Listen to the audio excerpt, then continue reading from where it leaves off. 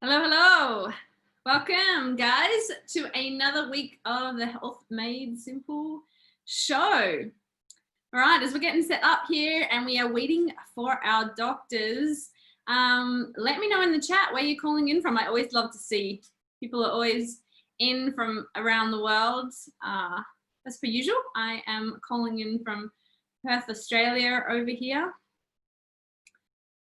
So let me know where you guys are.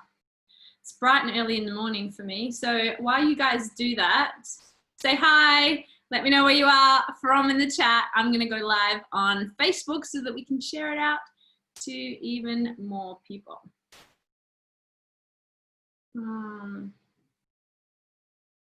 So who we got on today?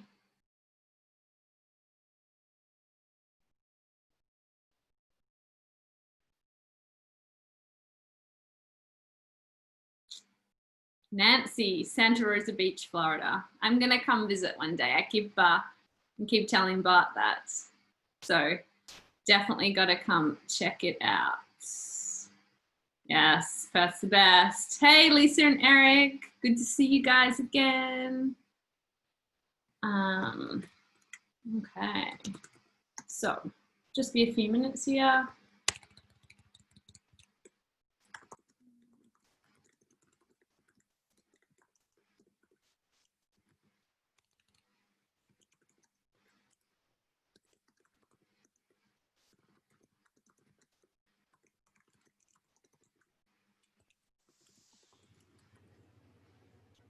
Hey, oh, please do, Nancy. Yes, I have got to, I will. Once they open the borders, at the moment, people from Australia can't really go anywhere. But as soon as they do, I am going to come visit you all. I want to come check out Dr. Bart's new cafe. I don't know whether you've been there, Nancy, have you?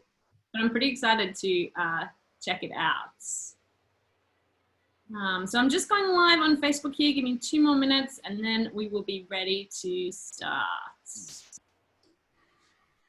Well, it's good to see you both. I'm sorry I'm a little late to the party. Welcome, welcome. I do have my trusty partner with me here tonight. Nice. That's Paris. She usually helps me out in most of these. And I got another one down here. His name is George, hanging out here. Okay. So, my goal is to be able to like name them all, like pick them when you. Good luck. Yeah. I barely keep track of them myself, so good luck on that one. Okay, I'll try. I guess I should bring my boxer Daisy in here. No doubt, no doubt. We're gonna do a dog nutrition episode at one stage, Ryan, and so watch out for that one. Awesome. All right, guys, so we are live. So we're super excited about today. We're going to be talking about the future, the present and future of brain health. And so before we start, as always, I just want to intro Dr. Bart. So he has been a healthcare provider for over 20 years, practicing a range of modalities, chiropractic, kinesiology, acupuncture, nutrition and supplementation, functional testing, all at his clinic, Balance Health Studio in Seagrove Beach, Florida, as well as virtually online over Zoom, just like this. He's also the founder of the Health Edge, which is a virtual health program for entrepreneurs and executives wanting to take their health to the next level. So he's worked with thousands of people all over the world, celebrities, athletes. So we always love to hear what he has to say on these health topics and really teach us how to move towards our goal of becoming superhuman. But tonight, as well as Dr. Bart, we also have a special guest. So we're super excited to have Dr. Ryan, Dr. Ryan Wohlfert with us today. Dr. Ryan has helped thousands of people upgrade their brain, energy, and longevity, both online and in his multiple chiropractic, nutrition, and wellness clinics. He's the co-creator and host of the Superhuman Brain Masterclass and Leaky Brain Summit, which reaches hundreds of thousands of people worldwide, bringing together the world's top neuroscientists, brain researchers, doctors, and health hackers to uncover proven solutions to upgrade brain function, energy, and performance. So guys, if you've got questions about any of these, make sure you put them in the comments, because we've got some experts in the house tonight. So he believes you can break through from dependence on a broken healthcare system and be your own health guarantee. So really excited about tonight's topic. Yeah, Karen, I tell you what, I'm super excited here as well. Dr. Ryan, thank you for being here. And for our audience, this is the first time we've had our guests, so you are absolutely special, no doubt about it. And I had a question from one of my clients today. They said, "Why are you bringing on a guest?" I said, "Listen, this is one of the fastest ways for us to use collaboration like this, you, me, Karen, and the other fantastic practitioners that are out there, to literally just level up. I know this is an expertise for you. I know you've been doing this for a long time, and I am happy to have you here tonight and bring it to our people and, really like spread the love. That's what I like to say. We're just going to keep spreading the love and just keep raising the bar." So I'm super jazzed. A couple of weeks ago, we did some stuff about, focus and brain as well. And for me personally, it's interesting. And I know how much, passion and pride you have in this topic. For me personally, and I shared this with my audience, when people say, "What do I work on the most right now, right here in my life? I'm 50 years old. It's brain health. That's my number one target on a daily basis, taking care of this guy." And I'm sure you're going to dive into it, because if we don't take it back, it's not like my shoulders. I got 2 of them. I can repair them. I don't really get a great opportunity. So thank you. Thank you for being here. We love having it. I'm looking forward to learning this next hour here. Well, yeah, when Karen told me about this, and my assistant, Natalie, and they're like, "Hey, you want to come on Dr. Bart's show? And you're going to be the first guest." I'm like, "Oh, geez, no pressure. But hey, I'll try to set the bar high." And I'll say this, I'm glad I wore my V-neck. I saw a couple of your episodes, and you're all nice and dressed up, but we didn't even talk about this when we talked. It was like, we just knew it's V-neck day today. Yes. Yeah. But no, I appreciate you having me on here. And yes, brain has just been one of again, looking back on my life, just how fascinated I am by the brain, just in anatomy classes and physiology. And, I didn't narrow it down to okay, it's the brain, but just looking back and how my journey and my health, and how I started at a young age with, what's classified as a neurological disorder. And I can get into that too. Yeah, I definitely want to hear that story. In fact, one of the questions I definitely want to dive into is really how big of an issue is neurodegenerative, diseases? How big of an issue is this? Because I don't know that the average person is really thinking about this right now. But before you do that, I'd love to hear a little about your story. Why is this such a passion for you right now? Why did you dive deeper here? Well, when I was I had my first, what you would call probably neurological disorder, when I was 13 years old. Mm-hmm. And it might surprise people when I explain it, because I was sitting in class, in social studies class, 8th grade. And all of a sudden I'm trying to read, looking at the words, and I couldn't see the words. If you look at the sun or a spot, you get this, and I'm like, what the heck is going on? So I had that, and I'm like, okay, maybe I'm just not getting enough oxygen to my brain. It was our first 8th grade basketball game that night. So we were wearing shirts and ties to school to look good, right? Yeah. Maybe it's my tie, it's too tight. I loosened that up, but then what happened about 10 minutes later is my arm started getting tingly, pins and needles, my leg. Again, I was in the 8th grade, again, take it back, 13 years old. Then the scariest thing happened was the teacher asked me a question, and I still remember it. Our memories are fallible. We probably won't even get into that today, but the experience stuck with me, where she asked me a question and I couldn't speak. I could hear the words, and the way I describe it is my tongue felt too big for my mouth. Just the words didn't come out. So about a half hour after the first symptom started with my eyes, that's when I got, boom, my first migraine headache. And knowing now what those symptoms are leading up to, it's called an aura, it's a classic aura, but migraines are classified as a neurological disorder. I didn't look it up on Google then. This was back in, I think, what was it, 1988. So they didn't have the internet back then, and I didn't know what it was. I just went home and slept. And thankfully, I was able to play basketball that night because I stayed in school long enough to qualify to play. But so I didn't really do anything about it, just went home, slept. The headache, you know, I'm sure I took some Tylenol. I'm sure I took some ibuprofen because that's, I mean, my mom, you know, she never rushed me to the hospital or rushed me to anything. She saw how it went. We both thought it was just a headache. So about a week later, I'm sitting in class and it happened again. Like that first symptom started, I knew it was going to happen. I knew I was going to get this headache, the worst headache ever.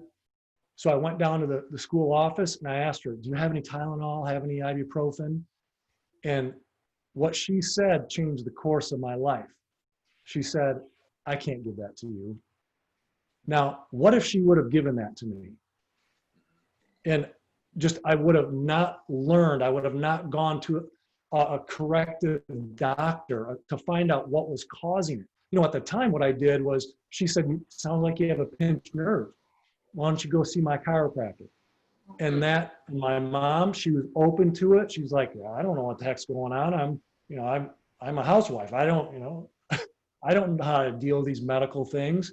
So she took me. I remember getting my x-rays and the doctor's like, yep, your head's on crooked. I remember him saying that, or that's my perception of that. And that's my first introduction into that part of health.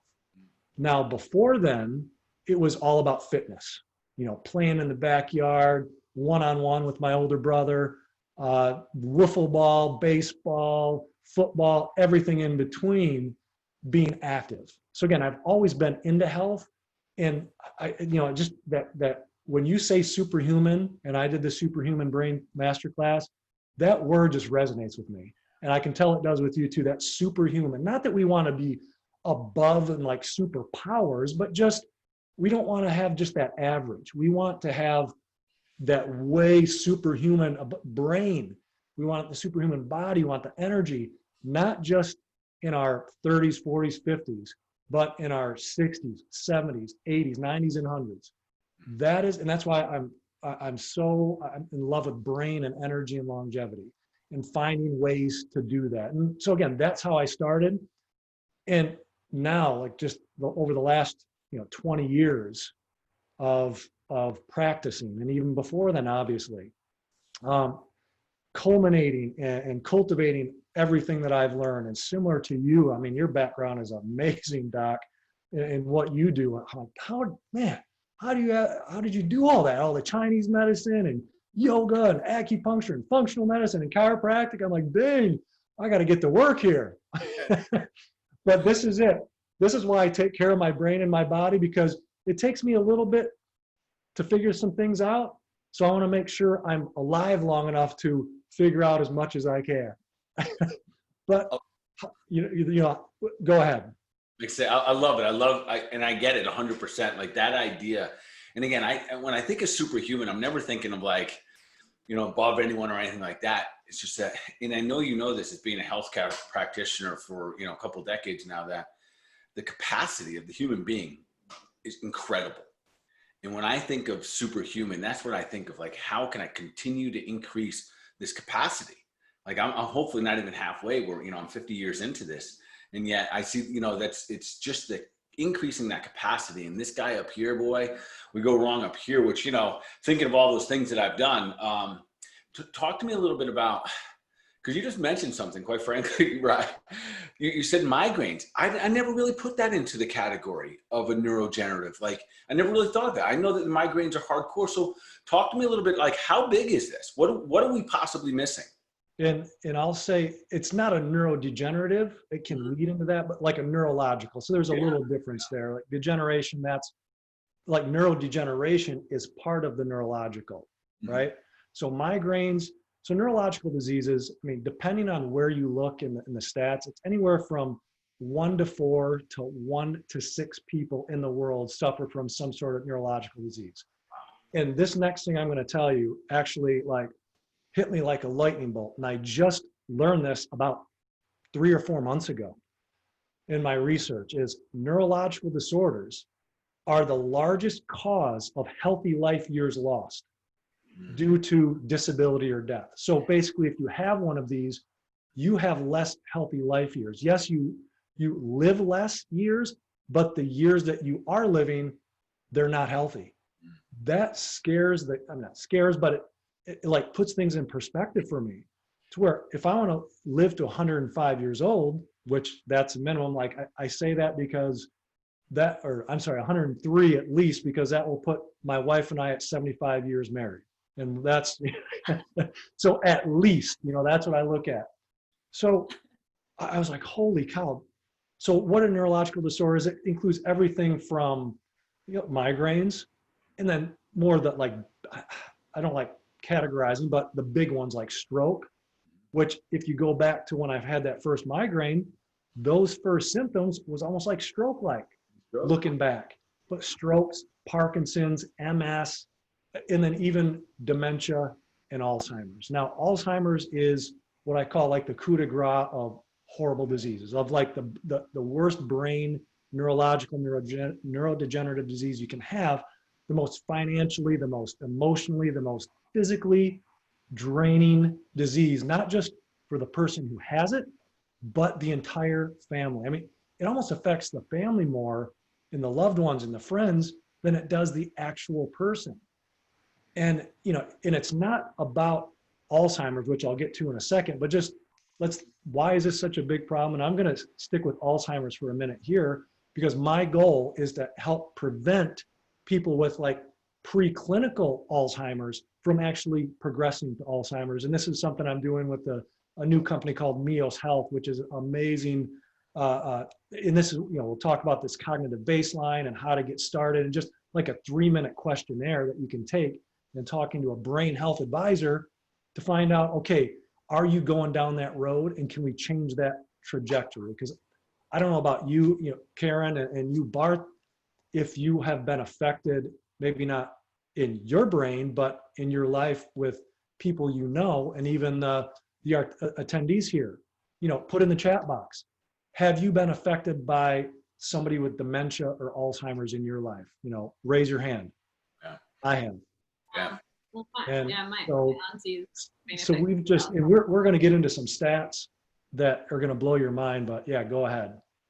I think Karen, Ed, I think we've spoken several times. Karen, I think you have a relative right now. Is that right? I do. Yeah, my auntie, and she's so young, and it's been really devastating just to watch her progression, for sure. And Alzheimer's, Alzheimer's is not an old person's disease. Mm-hmm. I mean, people are showing signs in their 50s, even their 40s and 50s and 60s, because it starts 20 to 30 years before the actual diagnosis, this degeneration process. And this is, like you said, how big of a problem is this? So that's what we at Mios call like pre-Alzheimer's. Like there's pre-diabetes, there's something called pre-Alzheimer's, and there's different buckets of that. And just in America, there's 72 million people suffering with that, from everything from, kind of misplacing their keys or going into a room, not really like, why did I come here? Just those early signs. And be honest with yourself. I know I've done that before, and that got me even more engaged in creating a superhuman brain and fixing leaky brain and the blood-brain barrier and the lymphatic and glymphatic system and nutrition and all the, like the 6-pack of health and brain health that I call it. And so this 20 to 30 years, and why this progresses so fast, or it can progress fast, is because medicine and conventional treatments have been trying to find like one drug to fix this, right? So over the last 30 years, what was it? Over $65 billion has been spent on drug research to try to find that cure. And the failure rate, I don't even say the success rate, because if I said the success rate, it's 0.4%. The failure rate is 99.6% with these drugs. And by success rate, it's basically, it sort of slows the progression compared to placebo. Ryan, you bring up an interesting point. So I remember it was probably 12 years ago. I was in my clinic, and one of my patients brought in their parent and who had Alzheimer's. And it was the first time in my career I ever had felt helpless. It was a later stage, and I sat there and I remember thinking, there are so many things that are beyond just this symptom that I'm looking at right here, right now. And I remember that time very specifically in my office thinking, man, like I wanted to just like hug them all and cry with them, because like we were at a point that was almost, and you know this, and you never want to say it's too far. I never want to say that, but I knew in that stage that there was very little that I could do to achieve what, you know, they really want to do for the quality of life to come back. And that's always given me that like reminder about brain health, that it sneaks up, you know, and that globally we have to start taking a different look at this, because it's not what, if we wait until it meets us right in the eyes, you know, you speak of diabetes, at least you see it coming to some degree, you know, the habits and all the lifestyle stuff, but we overlook a lot of the symptomatology. So where do you think we've gone wrong, if that's the right word, or gone in the wrong direction, or just not looking when it comes to, you know, the traditional medical system? And I'm not putting it down, but the way that we're approaching brain health right now, what does that have to look like in the future? You mentioned there's a possibility of a pre-test. So go in that direction for us a little bit. Absolutely. And I mentioned it a little bit, it's so with Alzheimer's and just neurological disorders, degeneration, it's not a one factor thing. It's a multi-causal factor. So it could be, I mean, diabetes, high blood sugar, hypertension, deficiencies, toxicities, cardiovascular disease, you know, leaky gut, leaky brain, chronic stress, isolation, social isolation. So, I mean, what do we see happening right now? I mean, obviously the people watching live are in it right now. And the social isolation and what that's going to create, or has the potential to create long-term for people's health. You know, lack of purpose, lack of challenge, all these things contribute to the breakdown of the brain, the degeneration. And again, for the listeners, I'm not sure if they're versed in what they thought, what, you know, the mainstream possibly thought caused Alzheimer's, you know, like the plaque buildup in the brain. So most of the drugs that they're developing, which they're not anymore because they see it's not working, and they're not even throwing their money into that. Drug companies and big pharma, they're not even throwing their hat into that ring anymore. So it's even more important now to prevent it going forward. So it's not the plaque that's causing that, but that's a symptom of it building. Like right now, as we sit here, we do have plaques forming in our brain, but it's this balance between clearing it out. And I know you talked about this on your episode last week, was sleep is one of those huge things to clear out those plaques. So yes, that it's not, but I'm not going to say just sleep, but I definitely agree with you. That is a magic pill right there. If you're going to sleep, but because of these other factors, these other causes, it can affect our ability to sleep too. But yes, that's where we've kind of derailed, but that's what we've been trained to believe, or been trained to say, oh, where's the quick fix? There's no quick fix, just like there's no, you know, health isn't a 3-month program. It's not a 6-month program. We can do that to get you started, but what are we going to do after that? You know, I think that's a great point, and something that Karen and I often talk about, this lifestyle, this superhuman lifestyle, the strategies that we developed to bring us to that next level, you know, to increase our capacity. So if I just heard you correctly there, because you rolled right through a bunch of my questions that I had for you tonight, that food makes a difference. You know, I think right now, one of the biggest challenges, we have isolation, we have increased sugar intake, we've got depression rolling right around here. So we're talking about stuff right now. We're setting the stage. If I'm hearing you correctly, like we're setting a stage right here, right now, that could have a detrimental effect for years to come. So I hear food in there. I hear sugar. I hear, we didn't say it, but alcohol's got to play an impact on the brain. You didn't touch on it, but talk to me a little about the possibility of heavy metals and the impact that heavy metals have on the brain, because that's another one of those topics, Doc, that, you know, we don't really think about. We don't see. No one's around like eating metal, so you don't think that you have heavy metals. So what is the role of heavy metals and neurodegenerative diseases? Well, heavy metals, they have an affinity to nerves. They love, like they're neurophilic, it's called.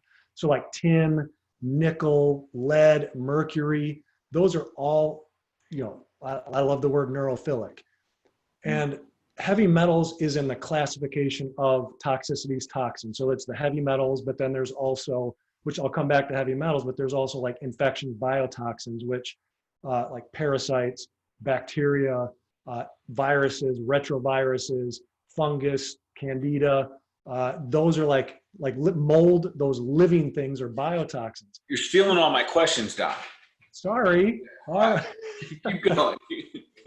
But we can come back to that. So, all right. So heavy metals, it's very similar to, again, all the different types of toxins we're exposed to. And I'm assuming you have glyphosate or pesticides and herbicides on there too as environmental toxins. But with heavy metals, they have an affinity for it. They can get through the blood-brain barrier. So like Karen had mentioned, we just finished up the Leaky Brain Summit where we brought together 30 different brain doctors, researchers, and just talked about like breach of the blood-brain barrier and how that is directly tied to or a cause of neurological disorders, mental health disorders, like depression, anxiety, brain fog, low energy, all the way up to Parkinson's, Alzheimer's. So these heavy metals get caught in there. And the way I like to describe it is it's like a trap. I don't like thinking about your cells, your brain cells like trash cans. But if we fill up the can, or I'm going to use a bucket analogy later, so I don't want to really use that, but a can, and we're trying to get the nutrients in, but we can't because these heavy metals are blocking it, then it's, the nutrients aren't going to have an effect. Like the magnesium might not have an effect on your sleep because of the heavy metals are stuck in there. And heavy metals, they're heavy. They're not just floating around in your body. They're not, if you do a blood test, you're not going to find heavy metals. Sometimes you're not even going to find them in, I like a hair test, but you might not even find them there because they're stuck in the cells, they're stuck in your fat cells because they don't want to release into your body and make you sick. So the heavy metals are one of the last things to actually, from your brain, get cleaned out through a detoxification, a drainage and detoxification program. It could take anywhere from 6 months to 18 months, depending on how far you let it go.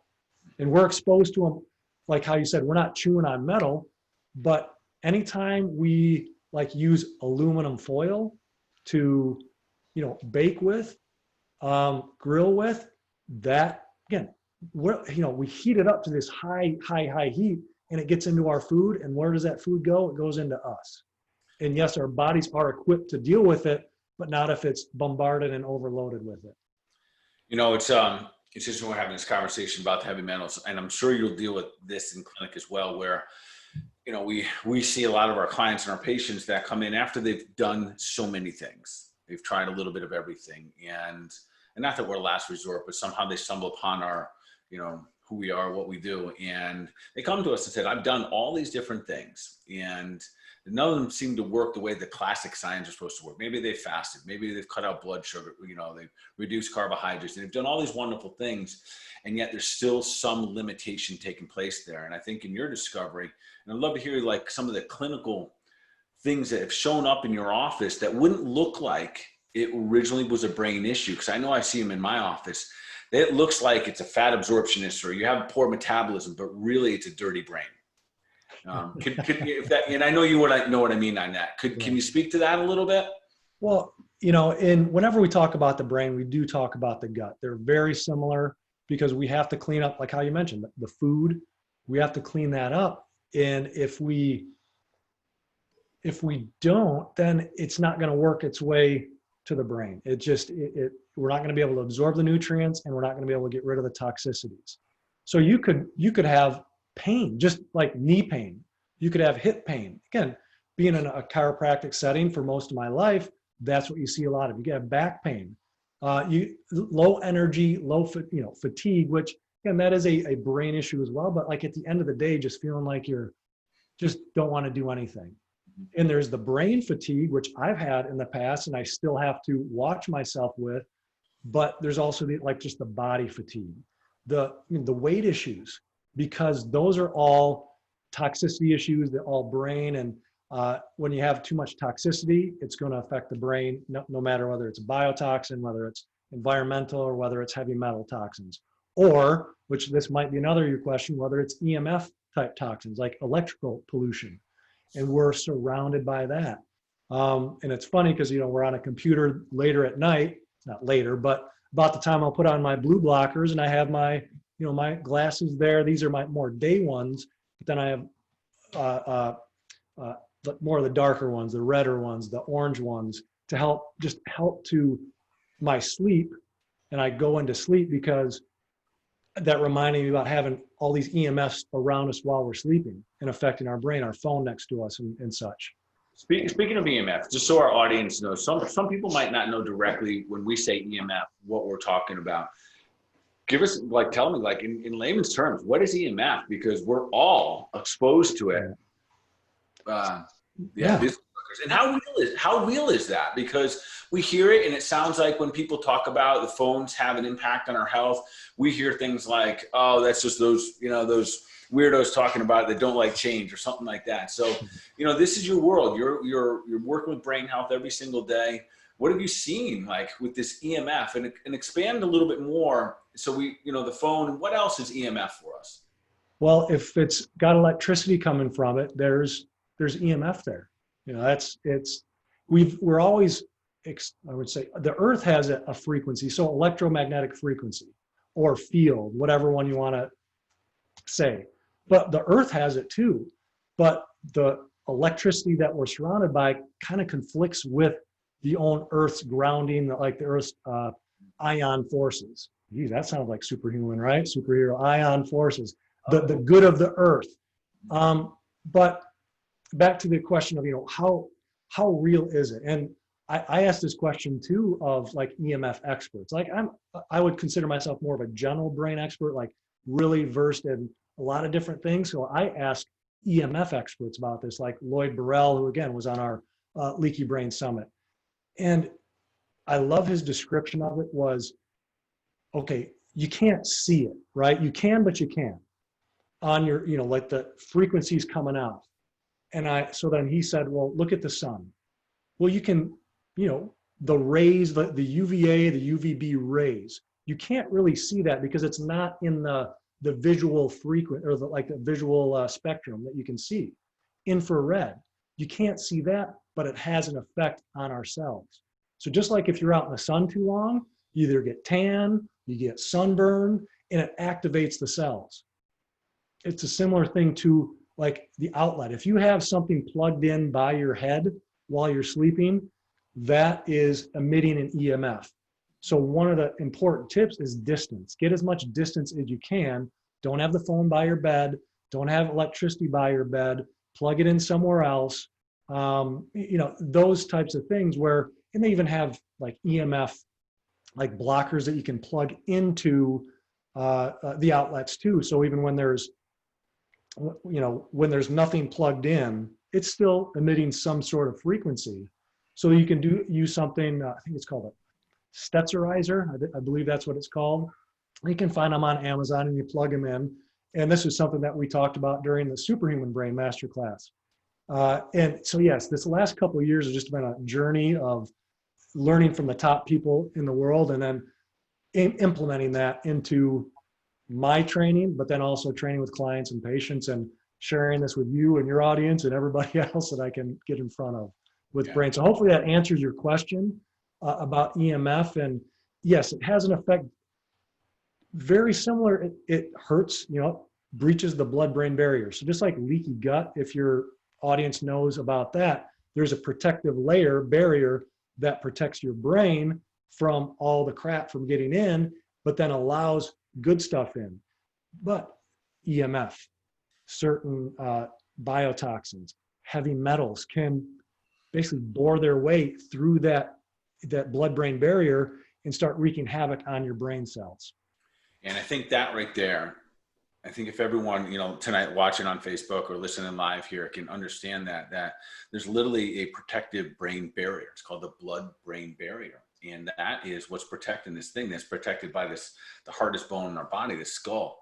The challenge is we have things that are penetrating it now. And that is what's downregulating a lot of our brain health. We see it on many levels through different types of parasites, neurotoxicities, through EMF. So, you know, there's enough science right now that backs the fact that when we put these suckers to our brains, they are having it, you know, they're downregulating. You know, the interesting thing is in clinic, when I talk to people about their brain health and I ask, well, how do you do if you're on the phone for an hour? They're all the same thing. They say the same thing. It hurts. They don't want to talk to anybody. They feel it. So it's almost like getting sunburned. You got too much of it. So again, I think, you know, thanks for just, you know, bringing that to light to the people again about our brain function. So let's roll forward here. I think a little while ago, you mentioned something about pre-Alzheimer's.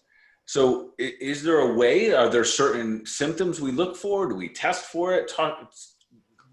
Yeah, absolutely. So let me take you back a little bit. And so there's basically 3 buckets, I guess you could call them, before you get to Alzheimer's. So you could have no symptoms, like what we call, like, that's where like this amyloid pathology begins, and it just keeps building. So this is called like preclinical Alzheimer's from there on, even before you get to Alzheimer's. You know, pre-Alzheimer's is not a, if you look in the, what is that? I hate labels, so that's why, you know, the diagnosis code book, that they got to keep making new diagnoses up. And there's no diagnosis for it, but if you wanted to put a label on it, that's what it is. So that's the time where you misplace your keys. You walk into a room and you forget why you're there just for a minute, or not even a minute, but like 30 seconds.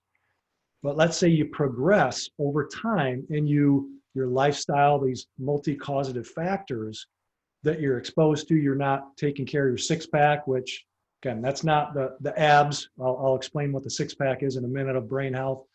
Now you get into more subjective symptoms where the pathology grows, where now it's called subjective cognitive decline. Now this is where, you know, you're not thinking, you know, your concentration is getting worse. You're noticing things.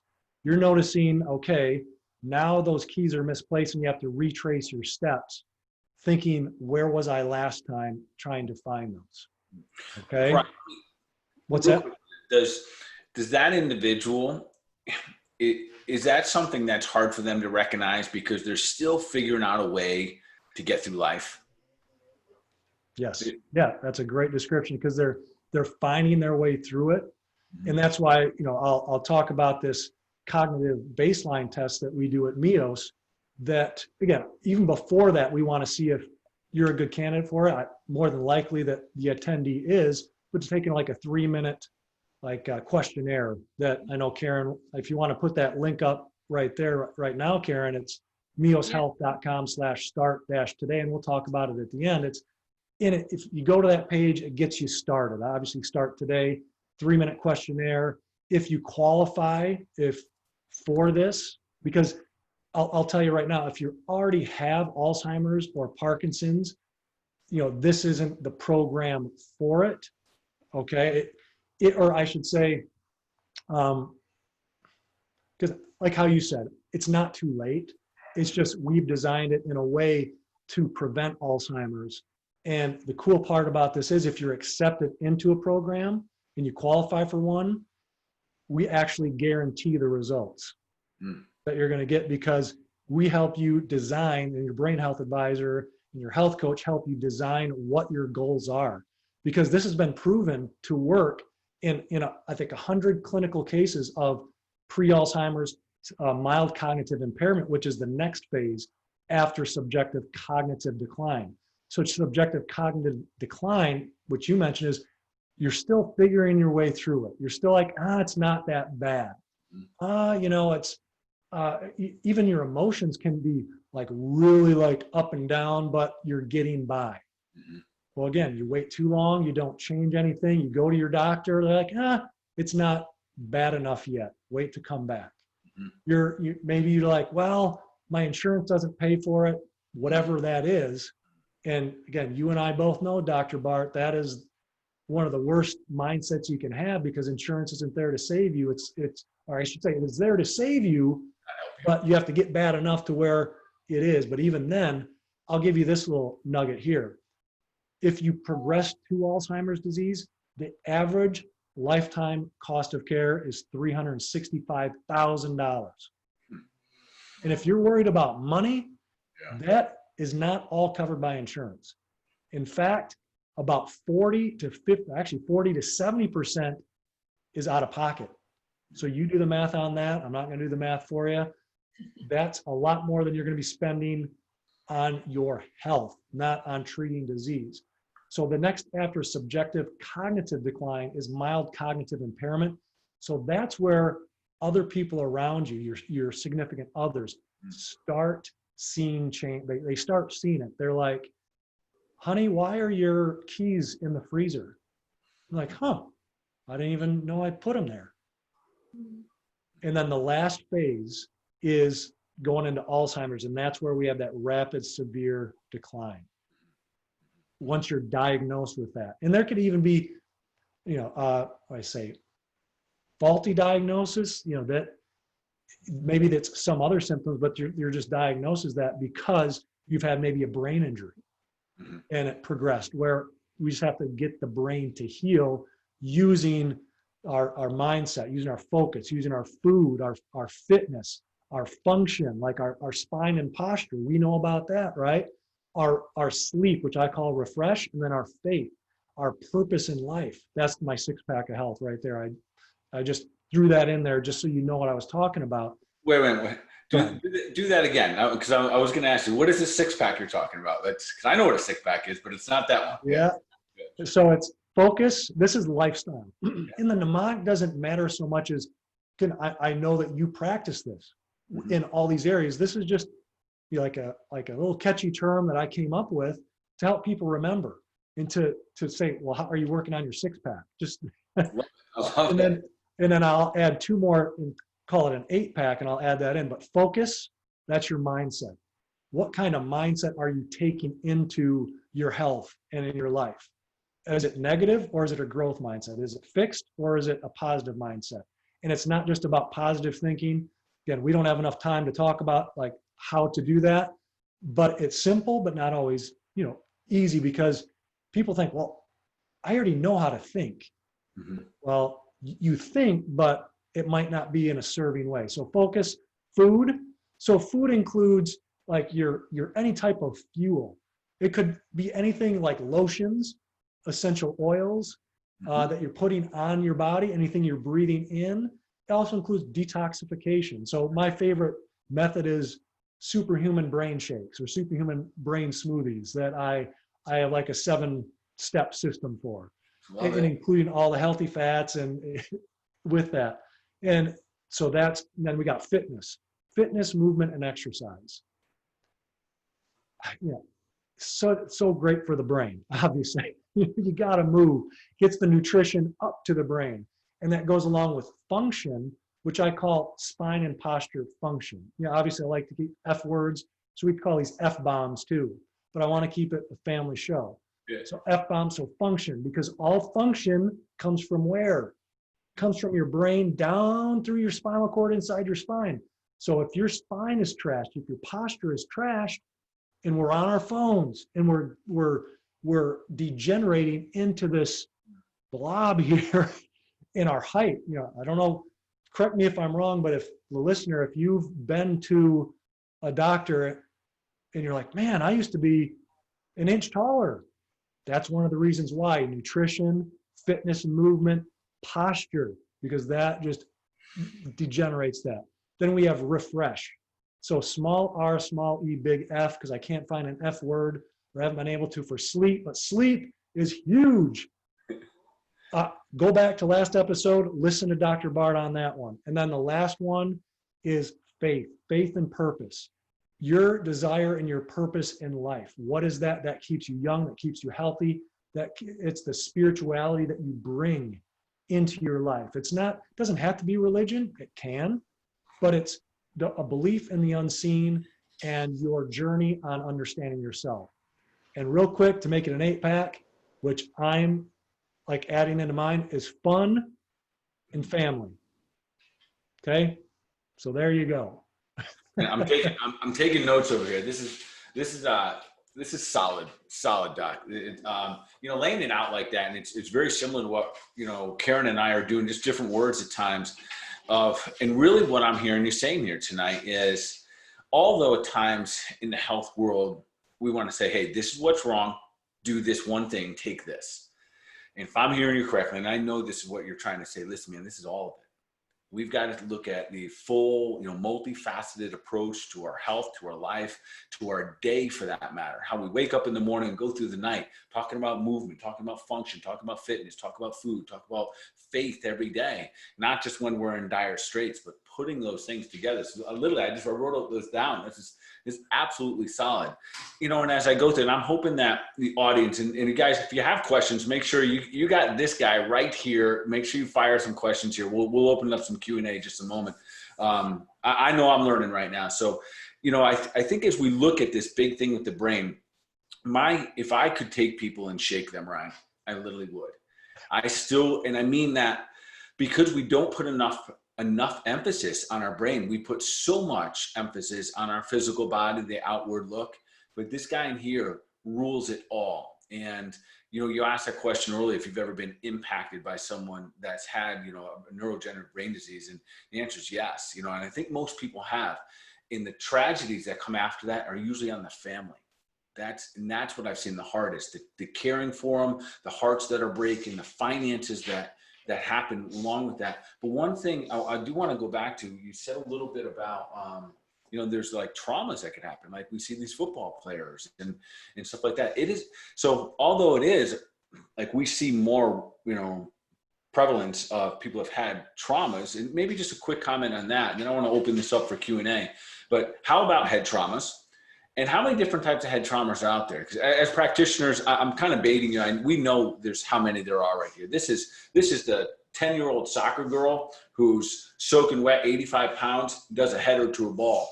That header right there is worth a collision on a football field with 250-pound guys. So there's a lot of things we got to look for brain trauma. Can you just, I know we don't have a ton of time here, but speak to that a little bit.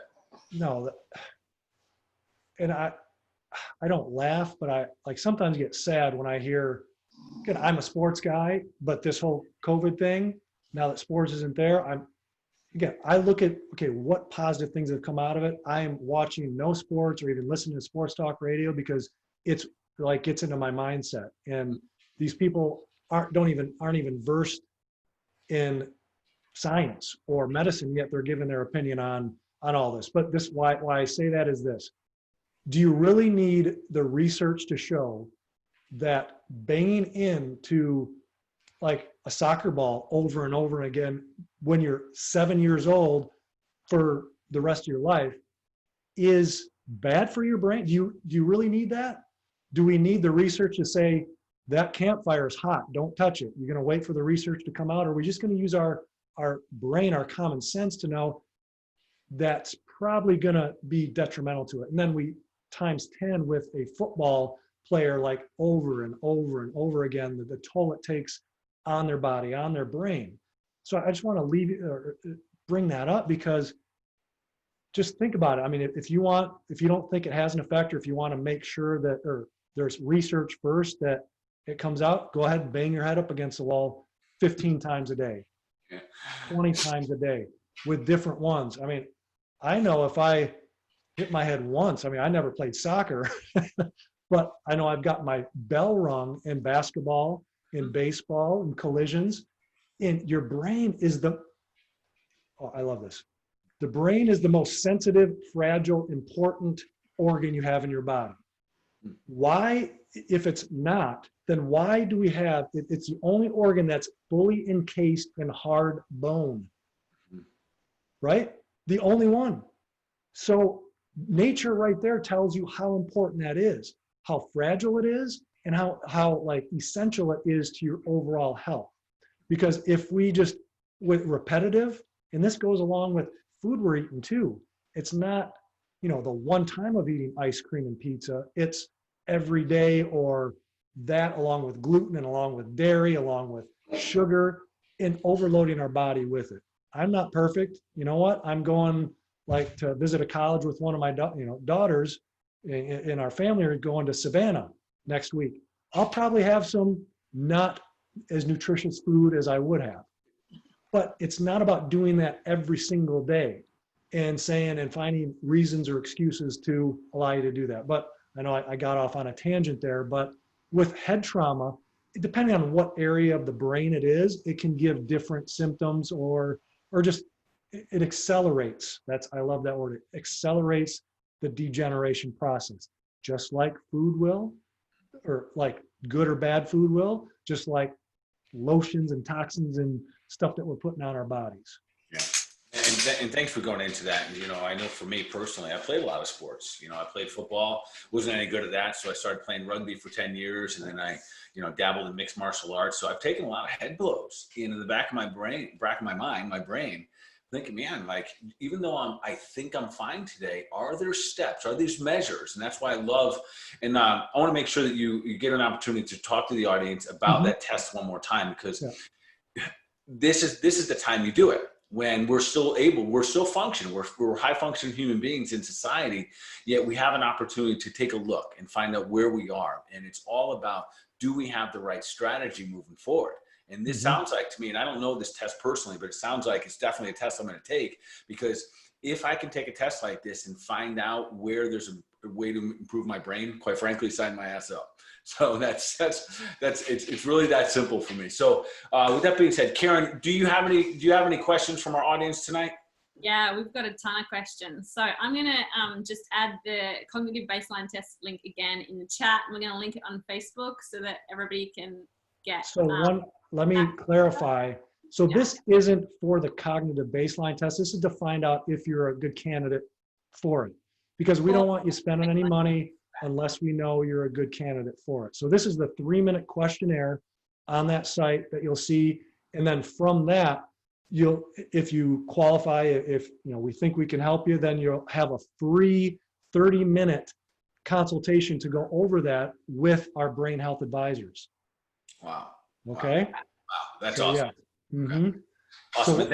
And thanks for bringing that to the audience tonight. These are quite frankly, these are outside of the box type stuff. This is not something you drive down the road and, walk into their doctor's office and say, hey doc, you have this, a test that I could take to find out if like I have anything going on or pre-qualify or anything like that. So thank you for bringing this here. So if I just heard you right, we click on the link, fill out the little questionnaire, it sounds like, see if we have some symptoms that might preclude us into this, and then also kind of rule out that we already are too deep into it possibly. And then from there, part of your team will reach out and then give a free consult. Yes. Yeah, definitely sign me up for this. This is awesome. So I guess I should call it the discovery call. Yeah. That's what it's called, okay? But yes, and I will say this. So again, the listener might have heard of Tom O'Brien before and Ari Whitten. So when you go there, we're having a little contest, okay? So it's going to ask you where you came from, and it's going to be a drop down. Make sure you choose Ryan Wohlfert, all right? All right. See, these brain gaze, these contests keep us young, keep our brain healthy. That's true. That's true. All right.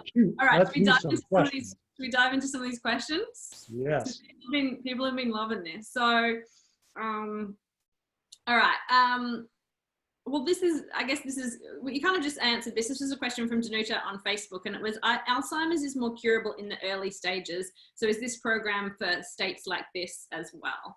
So it's not for Alzheimer's, but what about these pre-Alzheimer's or early stages? Would that still, those people still form? And yeah. If you've been diagnosed with it, and that's why that 3-minute questionnaire is so helpful. Yeah. If you've been diagnosed with it, but even then, sometimes that can be faulty. But if you're in the mild cognitive impairment, if you're in that, then yes. So this program or this, is mild cognitive impairment, subjective cognitive decline. And so basically there's a cognitive baseline test after this to where it's a validated test to where I took it myself, and it breaks it down into where your brain issues are. Is it in memory, in spatial processing? Is it in cognitive processing? Is it in executive function and decision making? Is it in all of them? So yes, that is the next step after the discovery call. Got it. Okay, we've got a question. This is kind of a question comment, I guess, from Kathleen Hansen. She says, I follow Dr. Daniel Amen. I agree with him that mental health should be called brain health illness. So they are correctly part of neurological illness. You know, the division was made because of the brain origin of depression, etc.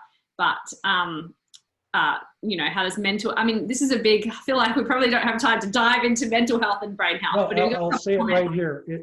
That was actually what our Leaky Brain Summit was about, was showing that like mental health disorders, there's no really, like you go to your doctor, you feel sad, okay, you have depression. Again, I'm overgeneralizing, I get it. Yeah. But there's no like testing. And what we go into the Leaky Brain Summit is there is testing for these toxicities, for these deficiencies with depression, with I mean, name the mental health disorder, schizophrenia even, that show how these are affecting the actual brain health. So mental health and mental health disorders and mental illness is not just a mental issue, it is a brain health issue. So yes, I totally agree with that. Okay, Eric asks, and this is, I guess, maybe kind of similar, how does PTSD change the physiology of the brain? And how, or if, can that be reversed? It definitely can, because again, if it is, I mean, how can it be reversed? With the six-pack and with NEOS, we actually call it My Results, and it's, again, there are mnemonic for that, but it covers those same things. Yeah, it depends on what is causing the PTSD. And I'll say right now, a big thing with PTSD and is the label that it's put on you as well, is all these labels that people are said to have these diseases. That's why I don't like, and I know like the co-founder of NEOS, Seth Conger, we hate labels. And we want to keep those labels out of us. And that's why we're not treating Alzheimer's, we're not treating anything like that. But we're using a precision lifestyle medicine approach that, you know, we have an overseer, a medical doctor overseeing it, but we have health coaches working with us. But PTSD, it is a function of, okay, what part of the brain, if it is a physical issue, but then also the mental health issue in combining those. Sorry, I can't answer fully, but it's based on you. You know, and it also is based on what type of symptoms that you're having along with that. Yeah, no, for sure. Alicia writes, this is such powerful stuff. Thanks, Alicia. That's awesome. Okay, so the next question is, I have a family member affected by mental illness, one of which has been placed on medical cannabis oil. Do you have an opinion on cannabis oil, and can that affect neurological disorders? Yes, but here's the thing. That's like, so remember we talked a multi-factor approach. That's great, but if that's the only thing you're doing, it might work and have short-term success, but it's not going to completely heal it, especially if, you know, my goal is to help people break free from dependence on a broken healthcare system. But I also don't want them depending on supplements or certain supplements or vitamins all the time, and like bags of vitamins. That's not an approach, because then we're just using vitamins and supplements as medicine to treat a symptom rather than fixing the causes of it. So CBD, that would be part of the whole food part of it. But what is your fitness like? What is your movement like? It's a great, great start. And again, I don't have any more background other than that. I think it's great. The CBD system, the I'm talking a lot here, cannabinoid system. And, you know, Dr. Bart, you could even talk about that a little bit more too. It has a system up in the brain that can attach these different cannabinoids and help it. But what is blocking it though? What is blocking the brain from functioning? And I think that's a great point, just and continue to remind, you know, ourselves and even everyone listening tonight, everyone that had that, even the person that had the question, that the lifestyle is as critical as can be. There are so many tools that we can use. There's so many weapons that we can use in terms of increasing brain function, but to dismiss all of those other things, it would just be so short-lived, and you'd set yourself up for some disappointment. So for example, there's great things out there. Like we've talked about ginkgo before on this show. We've talked about different things that are just awesome for brain, yet that being said, if you're sitting over here eating a loaf of bread with, chocolate on it, which I don't think you would do, but if you had, a poor diet and you're trying to supplement away your poor diet, or you don't have fitness in your life, something you said earlier, Dr. Ryan, which is key. Our fitness, the movement of the human body, is what gets those nutrients into the brain. That is something that's lost in the reason we exercise. So again, so just that full multifaceted approach. And I love it. I'm looking at this: focus, food, fitness, function, refresh, faith, fun, and family. Like, dude, that is solid. Like, it's such just a solid program that you could look at and be like, well, where could I increase my strategy? Where could I get a little better? And that is like, so to me, I'm thinking that is where your team as coaches, that's where you become helping us level these things up. So that's, thank you for that, because that's why we're here tonight, to, just help everyone level up their ideas and their strategies to move forward in these areas. So I'm guessing that those 6-pack and even the 8-pack for your bonus clients get an opportunity for you, your team, your coaches to move them in a direction. And somewhere in there, like you said, the food, there's your supplements are in there, or detoxification. So thank you. Yeah, that's awesome. Yeah. And one thing I want to go back to is probably about a half hour ago that you had mentioned was like where to start. Like, where do people start? Yeah. And that's why I wanted to start at the very simple base of just this 3-minute questionnaire, followed by that discovery call. We want to just bypass the process and fix me. Well, one, we have to find out if we can provide that for you, right? Because I don't want you wasting your time. I don't want you wasting your money. Now, obviously, I think it will work if you qualify, and that's why we guarantee it. But we guarantee it because you have to make a guarantee, and we're going to be able to track what you're doing. Mm-hmm. And if you do it, we'll be able to track. It's not 100% though. That's the thing. The study that was done, and I know we have to go, but the study that was done showing like these 100 cases reversed this preclinical Alzheimer's, subjective cognitive decline, mild cognitive impairment.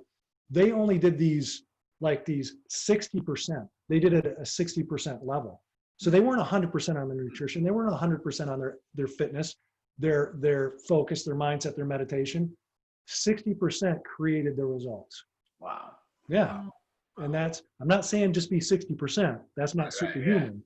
Yeah. But that's what I wanted to let everybody know. And, hopefully I'll see you, inside Mios Health, because it's an amazing program. We took care of all the issues that people were having in their success, right? How to get started, how to create like a customized plan and smart, like goals, and then how to like keep you accountable and give you the support in order to get there. So yes, it's pretty amazing. I don't know if we got to all the questions, but sorry I talked too much. Should we do a couple more quick ones? What do you think, guys? Two more hot questions. Really, we'll do quick ones. We're just going to go a couple minutes. Because one of them was, can you offer some advice of vitamin supplements to take daily to enhance brain function? And if you go back, Alicia, to a couple of episodes ago, we also did an episode on brain function where we talked about some supplements that people can take. So do you want to ring off those quickly, Dr. Bart? Or to our point that we were speaking here, I don't ever want to say, take this and this is going to make your brain better. And I think that the listeners here, I know there's a great health tribe that's paying attention, but yeah, there's absolutely things when we lower our blood, get rid of the sugar and the carbs and the toxins that come in. And then we're using different herbs that are, high quality herbs like ginkgo or bacopa. Amazing for us. Yet at the same time, let's not underestimate the power of when we put it all together. And that's, as much as anything. Yes, that whole episode, I think we did that a couple of weeks ago. Similar, we talked about the brain, and we could talk about this literally every other week, I think, because it's that important. And I think we're also just scratching the surface right now in some of the details that Dr. Ryan and I could go into right now. So true. All right, and then the last question we're actually going to address next week. So it's how important is hormone balancing for brain health as we age? So Leslie, we're going to leave you with a bit of a cliffhanger there, because next week we are going to talk all about hormones. It's going to be Hormones 101 show. And so we're going to dive in deep into hormones. And so I think we'll be able to will we be able to, we could touch base and see what Ryan thinks about that, and we could bring that into next week. What do you think, Bart? Yeah, that's awesome. So, yeah, hormones, it's a big topic. Obviously, we're covering that next week. Ryan, you got any quick comments on hormones and brain health? I know that's a huge topic. It's a huge topic. Yeah, hormones are messengers that tell the cells how to function. Like similar to neurotransmitters, they have different functions. Like there's different, again, I keep going back to these toxicities or toxicants that can attach to the same receptor sites as where your thyroid hormone goes, or your, you know, well, I don't even want to get into the whole infertility issues that people are having nowadays, but how does that relate to all these issues that the toxicities, the deficiencies that we have in our bodies? Hormones, you know, these hormone replacement therapy, again, I'm trying to rush because I know we're running short on time. But, you know, epinephrine, no, those are, I'm still in brain mode, like actual like neurotransmitters, but just listen to the show next week. See, my brain's kind of fried right now from just giving you everything I got. Well, we are so grateful. Before you get to chill out, relax for the evening, at the end of each one of our shows, we always like to give our listeners one action step. We like to make health simple for them. It's called the Health Made Simple Show. Let's make health simple. What is one action item they can take from this show? You know, we've talked through so many cool things tonight, and they've gotten so much value. What's one action step they can take to move towards their goal of becoming superhuman? Well, I'll give you one tip: smoothies. Make smoothies. Okay. I mean, that's my superhuman tip. If you go to totalhealthspine.com, okay, that's my like brick and mortar office. You can download, or you can it'll pop up, and you can get the recipe for it, or how I create my superhuman brain shakes.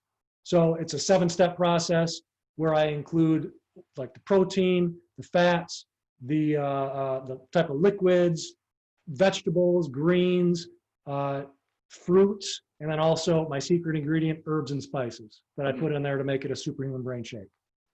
And that was Total Health Spine. Totalhealthspine.com. Awesome. Right. Maybe Karen, you can put that in the notes as well. Sorry about that, but I threw that in there last minute. Sorry, Karen. But my main thing is go to the Mios Health, because if you're having brain issues, or even if you're not, start it now. Get a baseline now, because that's going to save you now and in the future. We want your brain health good now and in the future. That's why we call it the present and future of brain health. Yeah. You know, Ryan, that's right on. And I'm going to double down on that point right there. So now and the future. That's what we want these guys to work for, our brains. So take the 3 minutes out, everyone. Make sure you fill out that form and see where you're at.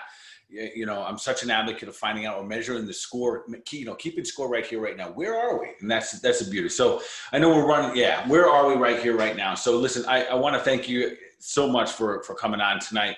I appreciate you, you know, and as a one healthcare practitioner to the other, you know, I give you a double thumbs up. I want to tell you, you're awesome. I appreciate you being a health warrior that you are. I'm looking forward to having you back here one day. Thank you for doing everything that you do. Thank you for bringing this to the audience tonight. I learned a lot tonight, Ryan. I appreciate you, and you're absolutely awesome. Keep doing the thing, man. You too, man. I can't thank you enough for having me here and let me just go off and talk. And I think you're in Florida, right? I am. Yep. Well, when I come down there, I'm definitely looking you up. Right on. You got it. All right. Thank you, everyone. You all have a great night. And Ryan, you be awesome, brother. Thank you. See you guys.